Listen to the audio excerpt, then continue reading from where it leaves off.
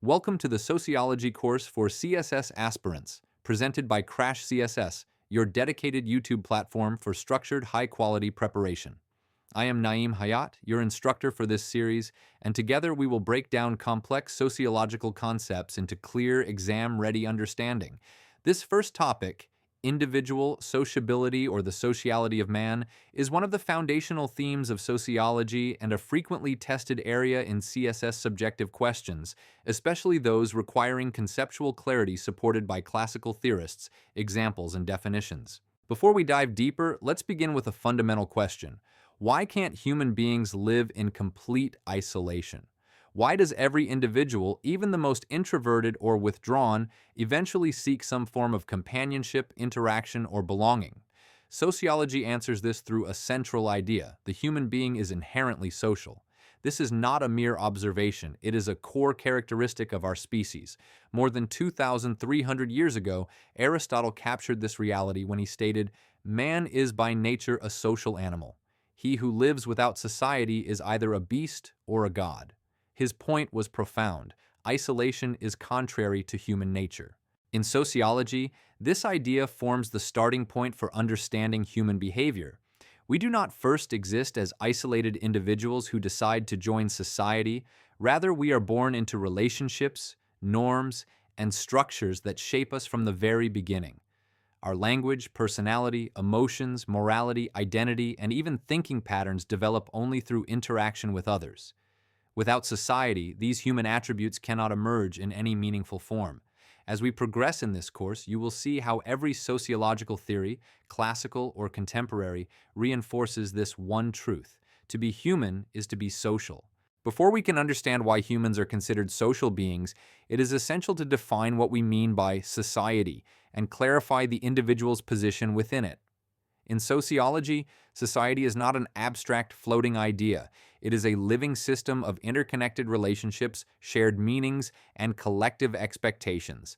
Anthony Giddens defines society as a system of interrelationships which connects individuals together. This means society consists of people and the countless connections, economic, cultural, emotional, and institutional, that bind them. The customs we practice, the shared values we follow, and the unwritten rules that guide our everyday conduct are all elements of society. Society exists because individuals interact, cooperate, and participate in shared life. However, the relationship is not one-sided. Individuals cannot exist meaningfully without society either. A standard sociological explanation puts it clearly: society does not exist independently of individuals. Yet individuals are never fully individual outside the collective. This mutual dependence is beautifully captured by sociologist Robert E. Park, who famously argued that man is not born human but to be made human. At birth, we are merely biological beings. We possess potential, instincts, and capacities, but we do not possess language, culture, values, moral understanding, or a sense of identity. Only through society, through family, school, peers, and social institutions, do we acquire the qualities that make us human. This is why sociologists say humans are social by nature, social by necessity, and social by development. We are social by nature because interaction is instinctive, social by necessity because survival depends on cooperation, and social by development because we become human through socialization. The individual and society are, therefore, inseparable. One provides the structure, the other brings the structure to life. Understanding this interdependence is the foundation of all sociological analysis and a crucial starting point for CSS exam preparation. One of the strongest arguments for the sociality of humans is that we are social by nature. This means sociability is built into our biological and psychological structure from the moment we are born. A newborn baby instinctively reaches out, cries for care, and responds to the human face and voice, demonstrating that the earliest form of communication is inherently social. Early social psychologists describe this as the gregarious instinct, the natural human drive to live with, around, and among others. Humans are not naturally solitary creatures. We seek companionship reflexively, not artificially. But how do we know this instinct is essential for becoming human? The most powerful evidence comes from tragic cases of extreme isolation, often referred to in sociology as feral child cases. One of the most famous is the case of Caspar Hauser of 19th century Germany. He was allegedly deprived of normal human contact throughout childhood, and when found, it was discovered that he could barely walk. He had the mental abilities of an infant and could mutter only a few incoherent words. Despite later efforts to educate him, he never fully developed typical human behavior. Similarly, the heartbreaking case of Amala and Kamala, two girls found living among wolves in India, showed that they initially behaved more like animals, walking on all fours, making animal-like sounds, and lacking basic social responses. Only through continuous interaction with caregivers did they slowly acquire minimal human traits. These cases reveal a crucial sociological truth. Without social contact, a human cannot develop into a fully functioning human being. Modern research reinforces this. Neuroscientists show that bonding releases chemicals linked to happiness and well-being, while studies find chronic loneliness is as harmful as smoking 15 cigarettes a day and increases early death risk by about 26%. These findings prove Aristotle's ancient observation: humans are meant to live together. Sociability is embedded in our very DNA. Beyond being social by nature, human beings are also social by necessity. This means that even if humans did not possess natural instincts toward companionship, society would still be essential for survival. From the very beginning of life, the human infant is one of the most helpless creatures in the natural world, unable to walk, feed, or protect itself. Without the constant care of others, a newborn would not survive. This biological dependency forms the foundation of the sociological idea that necessity makes man a social animal. Throughout the life course, humans depend on vast networks of social cooperation. Our food comes from farmers, transporters, shopkeepers, and cooks. Our safety from community structures, law enforcement, and social norms. Our health from doctors, hospitals, and caregivers. And our education from teachers, schools, and institutions. Even the tools a lone individual might use on a remote island, knives, clothing, fire knowledge, are inherited from society. No individual, no matter how strong or capable, can meet all human needs alone. Sociologists explain that humans survive through division of labor, specialization, and cooperation. In primitive societies, people hunted together, gathered together, and protected one another. In modern society, this cooperation has become more complex but remains essential for survival. As one sociological explanation puts it, for the satisfaction of human wants, man lives in society. Man lives in society not only by nature, but also for the fulfillment of needs and necessities. Beyond material survival, humans also require emotional and psychological support. Maslow's hierarchy of needs places love and belonging immediately after physiological and safety needs, showing how crucial relationships are for well-being. Extended loneliness and isolation can cause depression, anxiety, and even physical harm. That is why solitary confinement is widely recognized as psychological torture. In short, humans cannot survive, physically, emotionally, or socially, without others. Necessity binds us into society just as strongly as nature does. Another powerful explanation for the sociality of human beings is that we are social by development. This means that everything we recognize as human, our personality, identity, values, thinking patterns, language, morality, develops only through interaction with others. Sociologists call this lifelong learning process socialization. From birth to death, society shapes us, teaches us, disciplines us, and ultimately transforms a biological organism into a functioning member of society. A well-known saying captures this idea: no man is born a gentleman. We are not born with manners, language, beliefs, or morals. We acquire them through social experience. Sociologist Charles Horton Cooley provided one of the most influential explanations through his concept of the looking-glass self. He argued that our self-image forms by imagining how others perceive us. If others treat a child as intelligent, kind, or capable, the child internalizes that image. If others repeatedly label a child troublesome, inferior, or incapable, the child may come to believe it. Thus, our sense of self operates like a mirror reflecting society's judgments. Similarly, George Herbert Mead argued that the self is profoundly social. He explained that we develop two aspects of identity: the I, our spontaneous impulses, and the me, our internalized understanding of society's expectations. Children learn language, rules, roles, and cooperation through playing, imitating adults, and participating in group life. Without these interactions, a socially functional self cannot develop. Primary agents of socialization, family, parents, siblings, are crucial in teaching early norms, emotions, and values. Schools teach discipline, cooperation, and skills. Peer groups shape behavior, tastes, and belonging. Media, religion, and culture reinforce broader social expectations. As sociologists emphasize, man acquires a self or personality only by living in society. In essence, socialization proves that humans are not born human in the sociological sense. We become human only through continuous interaction with others. To understand the sociality of humans more deeply, it is essential to explore how classical sociologists explained the relationship between the individual and society. Emil Durkheim, one of the founding figures of sociology, emphasized that society is a sui generis reality, meaning it is a reality of its own, greater than the sum of individuals. Durkheim argued that when people come together, something new emerges, collective life, with its own norms, values, and ways of thinking. He famously stated, "Society is not a mere sum of individuals. Rather, the system formed by their association represents a specific reality which has its own characteristics. The group thinks, feels, and acts differently from how its members would if they were isolated." This illustrates that individuals alone cannot explain society. Collective forces shape and constrain us. Durkheim introduced the concept of social facts, which are external and coercive structures, such as laws, morality, customs, language, that guide individual behavior. You did not invent the language you speak. Society provided it. You did not create the norms you follow. You learned them because society imposes expectations.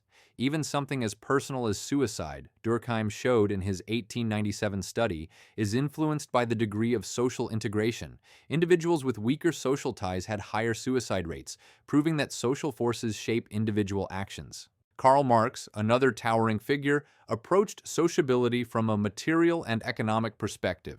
Marx argued that human essence is fundamentally social. In his famous thesis, he wrote, "The human essence is no abstraction inherent in each single individual. In its reality, it is the ensemble of the social relations." For Marx, human beings cannot be understood outside the web of social relations, especially those created through production, labor, and class. He argued that even our consciousness, ideas, and beliefs are shaped by our social existence, captured in his well-known statement, "Social being determines consciousness." Both Durkheim and Marx, despite their different approaches, agreed on one central truth: the individual cannot be understood apart from society. While Durkheim and Marx provided structural foundations for understanding society, Max Weber approached the sociality of humans from the standpoint of meaning. Weber defined sociology as the study of social action, emphasizing that actions become social only when they are oriented toward others. In his words, action is social, insofar as its subjective meaning takes account of the behavior of others, and is thereby oriented in its course. This means even seemingly individual actions, choosing what to wear, starting a business, worshiping, studying, are shaped by how we expect others to react. For Weber, understanding human behavior requires understanding the meanings, motives, and cultural context that individuals attach to their actions. Thus, even the individual's intentions are embedded in social relationships. Another influential thinker, Ferdinand Tönnies, explained sociability by distinguishing between two fundamental types of human association, Gemeinschaft and Gesellschaft. Gemeinschaft refers to intimate, close-knit, emotionally rooted relationships such as family, village life, and long-standing friendships. These relationships are ends in themselves, built on natural will and emotional attachment. Gesellschaft, on the other hand, describes modern, impersonal, goal-oriented relationships found in cities, corporations, and bureaucracies. These ties are more formal, rational, and based on mutual benefit rather than emotional closeness. Tönnies lamented the decline of Gemeinschaft under modernity, but he emphasized that humans never stop forming associations. They simply change the forms of their sociability. Other sociologists extended this understanding. Cooley differentiated between primary and secondary groups, highlighting how intimate groups provide emotional fulfillment, while larger, impersonal groups help individuals integrate into wider society. Georg Simmel added that even conflict is a form of interaction, arguing that conflict can strengthen internal group unity by creating boundaries of us versus them. Later, Louis Koser built on Simmel's ideas, showing that conflict often encourages cooperation and solidarity within groups. Together, these theorists reveal that sociability is present in meanings, relationships, communities, institutions, and even conflict. Humans interact constantly in diverse forms because social life is unavoidable. To further understand sociability, we need to look closely at how humans live in groups, especially the most intimate and foundational ones. Sociologist Charles Horton Cooley introduced the concept of primary groups, which are small, close-knit groups characterized by face-to-face interaction, emotional depth, and long-lasting relationships. These include the family, close friends, and childhood peer circles. Primary groups play a central role in shaping an individual's values, behavior, moral understanding, and emotional development. It is within these groups that we first learn love, empathy, cooperation, conflict resolution, and social expectations.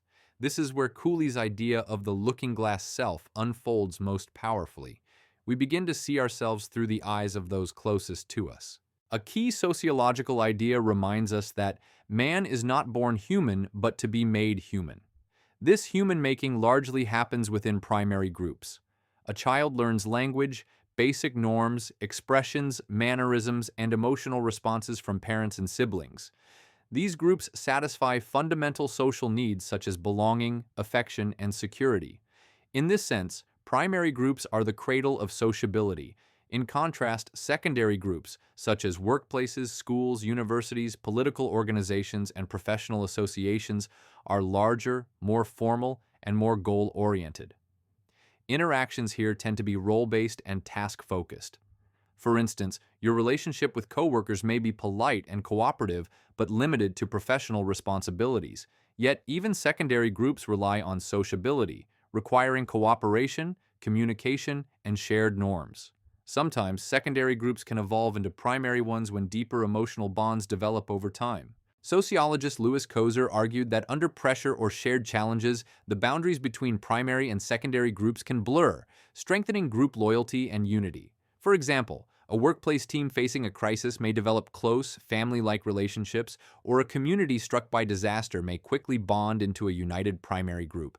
Ultimately, from small villages to urban neighborhoods, humans cluster together because sociability is instinctive. Even the homeless sleep near others on footpaths rather than in total isolation, a striking reminder that humans naturally seek groups. When we shift our focus to the modern world, it may initially seem that sociability has weakened. We see people absorbed in smartphones, communicating through screens, living in separate apartments, and sometimes having minimal contact with neighbors. Families are dispersed across continents, and work-from-home lifestyles have reduced physical interaction. Yet a closer sociological examination reveals that human sociability has not disappeared. It has simply transformed. Modern technology has reshaped how we connect, not whether we connect. Social media platforms, online communities, group chats, and digital networks demonstrate a timeless truth. Humans will always find ways to interact. Even hashtags have become tools for mobilizing millions around shared causes, movements, humor, or identity. In this sense, the digital age has expanded the arena of sociability into virtual spaces. However, modernization has also brought challenges. Scholars like Robert Putnam in Bowling Alone warn of declining social capital, reduced community participation, weakened neighborhood bonds, and lower levels of trust. These shifts matter deeply because, as earlier noted, human well-being depends on meaningful social connections. Recent scientific research highlights the severe health risks linked to chronic loneliness. Studies show that long-term isolation can be as harmful as smoking 15 cigarettes a day, increasing the risk of early death by about 26%. In 2023, the U.S. Surgeon General even declared an epidemic of loneliness, noting that social isolation is now a major public health concern. The COVID-19 pandemic further demonstrated how essential social connection is. Lockdowns deprive people of everyday human interactions. No workplace conversations, school friendships, community gatherings, or family visits. Many experienced anxiety, stress, and emotional fatigue due to the absence of social contact. Yet people also adapted creatively. Video calls, online gatherings, balcony singing, neighborhood support groups, and virtual classrooms, all reaffirming that humans instinctively seek connection. Modern life continues to validate classical sociological insights. Whether through friendships, teams, online networks, or community efforts, sociability remains central to human existence. Having explored sociability from multiple angles, biological, psychological, classical, and modern, we now arrive at the core conclusion. The individual and society are inseparable realities, two sides of the same sociological coin. Throughout this course, and particularly in this topic, one truth consistently emerges. Humans live in society by nature, by necessity, and by development. Our instincts drive us toward connection. Our survival depends on cooperation, and our personalities form only through socialization. Society shapes us through norms, values, groups, and institutions, while individuals collectively uphold and reproduce society through their actions. This dynamic interplay means neither can be understood in isolation. For CSS aspirants, this conclusion is crucial. A strong 20-mark answer on sociability or the sociality of man must begin by explaining that humans are inherently social, referencing Aristotle's timeless observation that man is by nature a social animal. You should then define society using established sociological definitions, such as Anthony Giddens' idea that society is a system of interrelationships connecting individuals. Strengthen your answer by citing classical thinkers: Durkheim on social facts and collective conscience, Marx on the ensemble of social relations, Weber on social action, and Tönnies on Gemeinschaft and Gesellschaft. Use examples like feral children, the impact of isolation, and findings from modern research showing loneliness increases early mortality by 26%. Incorporate Cooley and Mead's explanations of how the self forms socially. Quotations such as Durkheim's line, "If we begin with the individual, we shall understand nothing of society," or Henslin's explanation of symbolic interactionism enrich your answer. Ultimately, understanding sociability is not just an academic exercise. It helps us understand ourselves. Our thoughts, language, aspirations, emotions, and identities are deeply social products. Every human life story is interwoven with others. The lesson is simple but profound.